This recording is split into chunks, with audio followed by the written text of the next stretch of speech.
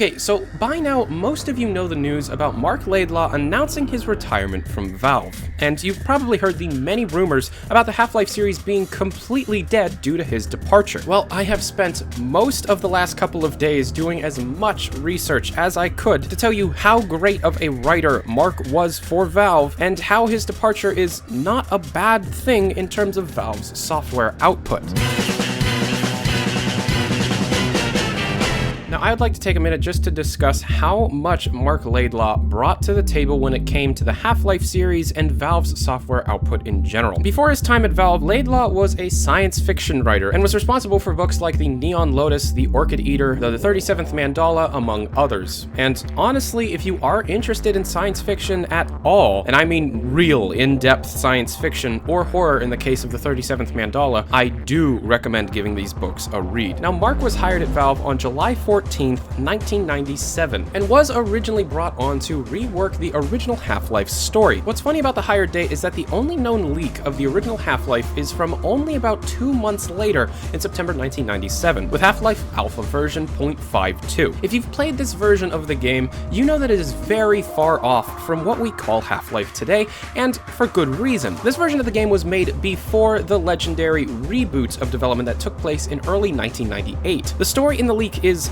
not told in-game and is a substantially different tale from what we saw in the retail version of Half-Life. With Marc being brought on and the game being remade almost from scratch, the story took a much larger precedent. One of Half-Life's best and most revolutionary features was the ability to tell the game's story without taking control away from the player, and Marc was at the forefront of this feature. Marc himself stated in an interview that his job was more or less take an existing story with many loose ends and arrange the pieces in such a way that they create a convincing illusion of narrative. The original story of a dimensional portal ripping and aliens pouring in was written way before Marc had arrived at Valve, which was the main plot point of the original Alpha. However, arriving at a normal day on the job and just things going all wrong, that was all Marc. For Half-Life 2, Marc wrote the whole story from the beginning in Valve's own special way. I say special because Valve, when developing Half-Life games, doesn't have a set story when building the game. In an email from Marc in response from the rumor that Half-Life 3 would never come out and that the story had been complete in 2009, Marc responded, "The story is created through a process of trying to figure out how to best use the engine within the interesting set of constraints it poses. The story is part of the game. It doesn't exist as a separate script that is handed off to the game designers, which they are expected to somehow make compelling through puzzles and combat. The story develops while trying to solve the problem of how to make a game fun." This style of writing is also very apparent in the development of Half-Life 2, which, if you would all follow the Half-Life 2 beta, you know that many story elements were cut, and even though Half-Life 2 has some incredible storylines, some of the cut work is almost better. From the story fragments found in the coffee table book Half-Life 2 Raising the Bar, to the cut story concepts of Half-Life 2, such as the conscripts led by Captain Vance, the original father of Alex, and to the darker, far more dystopian City 17, which had combines overlooking factories with child labor to produce the cremators. Large monstrosities that walk the streets with an alien flamethrower device to keep the headcrabs and hound eyes out that may have snuck into the massive city walls surrounding all of City 17. Marc also designed gameplay and did his own mapping, and within the Half-Life 2 leak of the Warcraft map pack, you can find a map that Marc created, and it's called Icky Pop.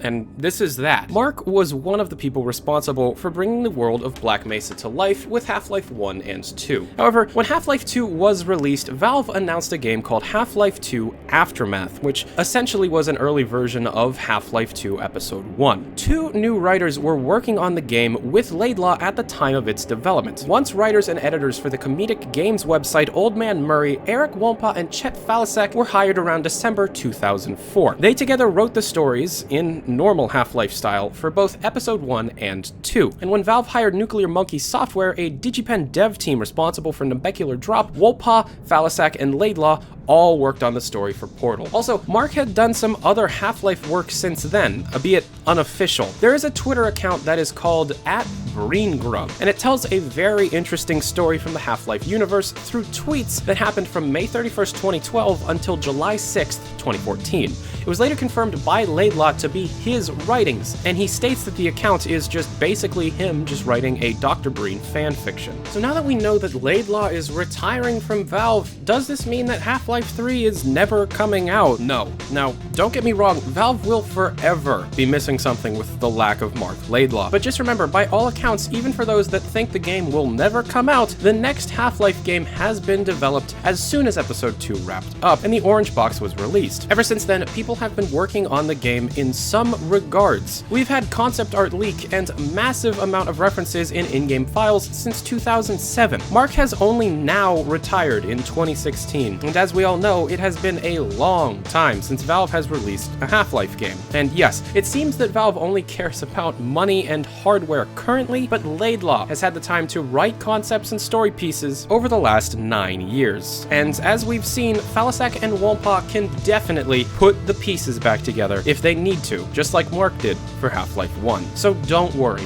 Marc leaving is not killing the Half-Life franchise. Just wait for the Vive's consumer release and Source 2's consumer SDK. And Mr. Laidlaw, if somehow you are watching this, I would like to personally thank you for all of the work you have done thus far, and I honestly cannot wait for what stories you have to tell in the future. Thank you very much for watching, and if you like this video, hit the like button. If you dislike this video, hit the dislike button. As you know, I'm Tyler McVicker. This is Valve News Network.